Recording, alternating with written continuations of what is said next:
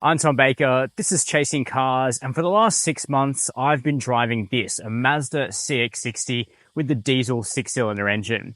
I ordered this vehicle as a long-term test car for Chasing Cars well before the CX-60 actually rolled off the boat here in Australia.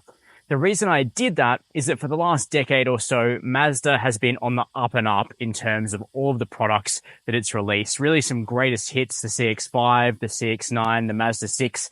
It's been hard for them to put a foot wrong, which is why it was such a surprise over this 6-month period to find that the CX-60 is at best underbaked and probably needed a little bit more time in development. What do I mean by that? Well, in today's video, I'm going to tell you the 5 things that we really liked about the CX-60 and that Mazda should stick to, and the 5 things that seriously need work on this vehicle before I'd really consider putting my own money down to purchase this car. Before we get started, hit subscribe down below. In this video, I'll take you through the 5 key positives and 5 most important negative points about the CX-60 displayed on screen now. Alright, let's make a start. Chasing Cars, honest reviews of your next car. Brought to you by Budget Direct. One of the best things about the CX-60 is its pricing. This vehicle is considerably more affordable than its premium rivals, cars like the Audi Q5 and BMW X3. The CX-60 starts at about $65,000 drive away for a base model with a 3.3-litre 6-cylinder petrol engine. And even our highly specified diesel Azami SP is about $84,000 on the road. That is what an unoptioned 4-cylinder diesel BMW X3 is going to cost you, to put that in perspective. And the Mazda doesn't skimp on equipment. We've got 20-inch wheels, a really nicely appointed interior, twin 12.3-inch screens, Bose premium audio, heated and cooled front seats, the list goes on. So what you are getting here is a lot of spec for the price, really, of a base model European premium SUV, or even less. But is it too good to be true?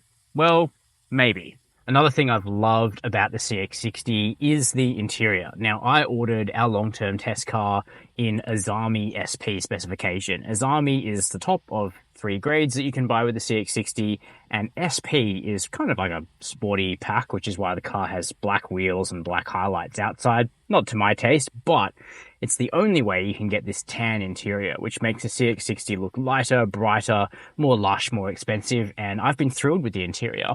The wear and tear hasn't been too bad. I haven't put that many Ks on this car, but I do wear jeans every day. A little bit of discoloration on the outside bolster of this seat, but nothing crazy, nothing that won't come off with a bit of soap and water.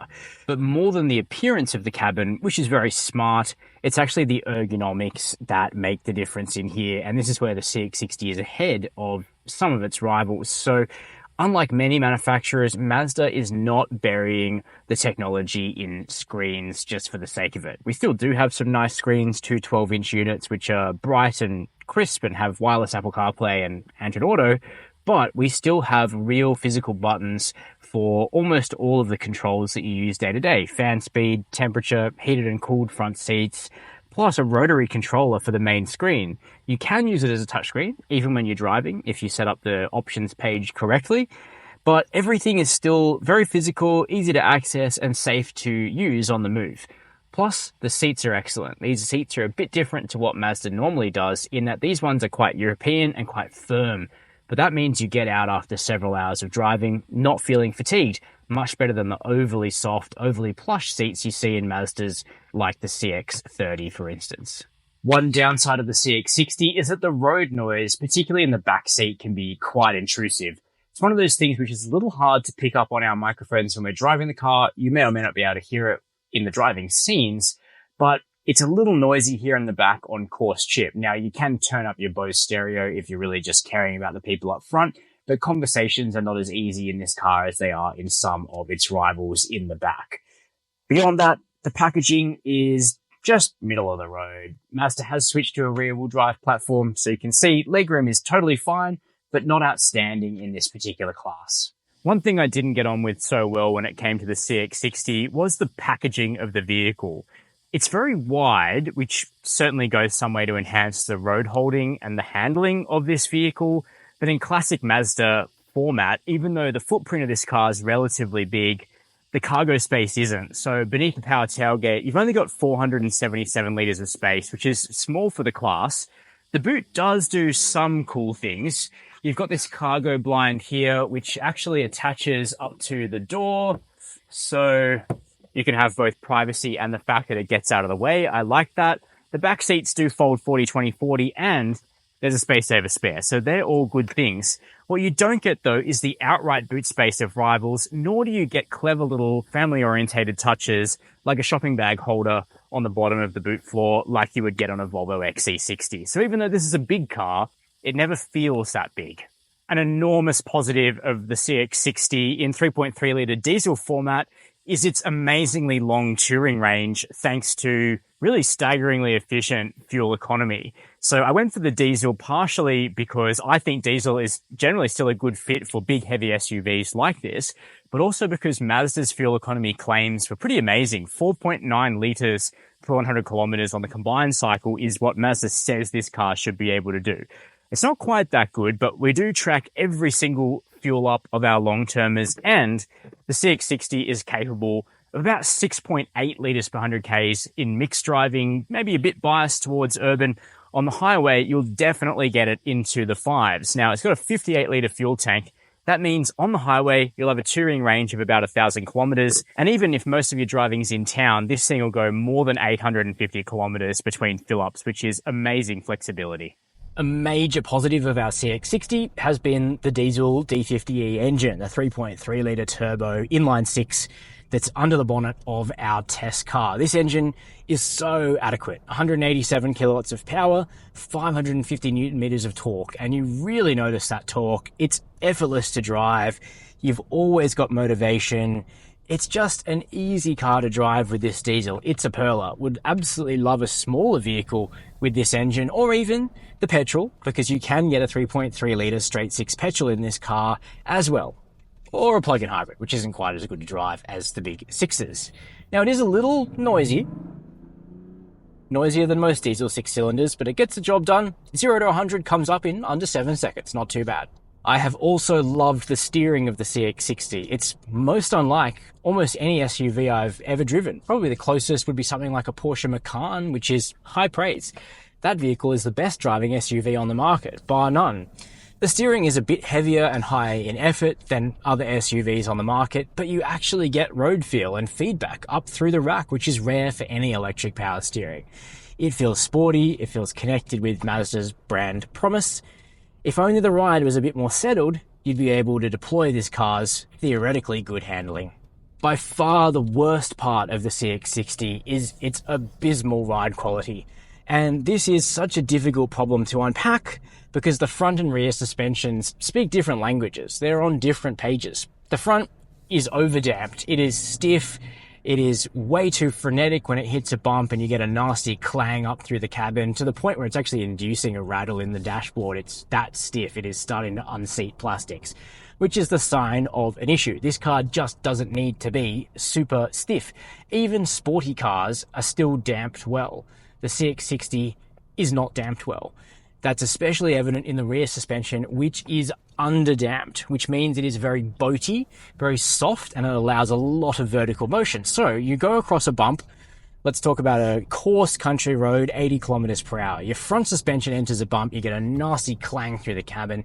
The rear suspension enters the bump and goes all blobby and pogo-ish, meaning if you have a number of bumps in succession and throw in a corner into the mix, suddenly you feel almost out of control.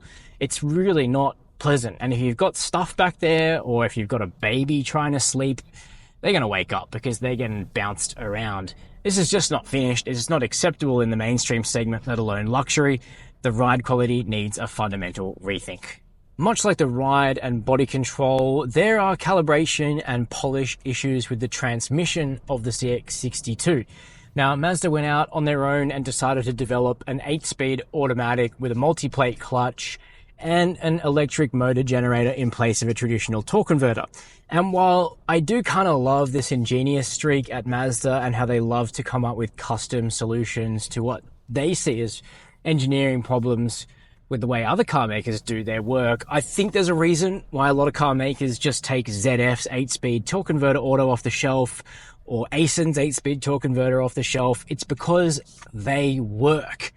And cars like the BMW X3, which have that ZF box, you don't even think about the transmission.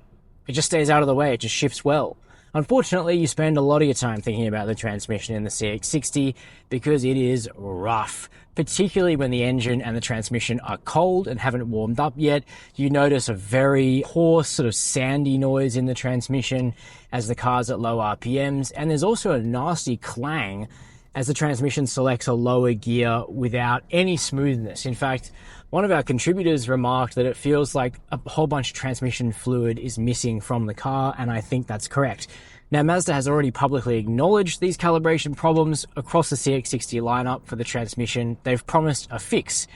No such luck with the ride yet, but the transmission, well, I guess it will be better in time, but I would certainly be waiting for that fix to come through because it is not luxurious right now. One thing you are going to notice is that the CX-60 is a little bit louder in the cabin than some rivals.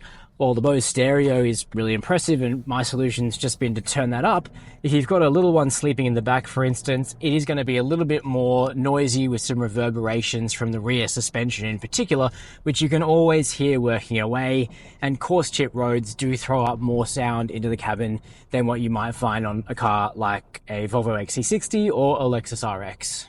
But for me, the most disappointing aspect of the new CX-60 is that it lacks polish and it lacks cohesion. I'm not certain that this car knows what it wants to be.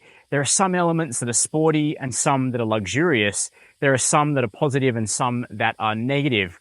We love the engine. I really like the interior layout and the ergonomics. The fuel economy is excellent, and that steering is unlike any other SUV on the market. But then there's the staggeringly poor ride quality that feels like an amateurish attempt to make this sporty, but that's failed because good sporty cars don't ride poorly.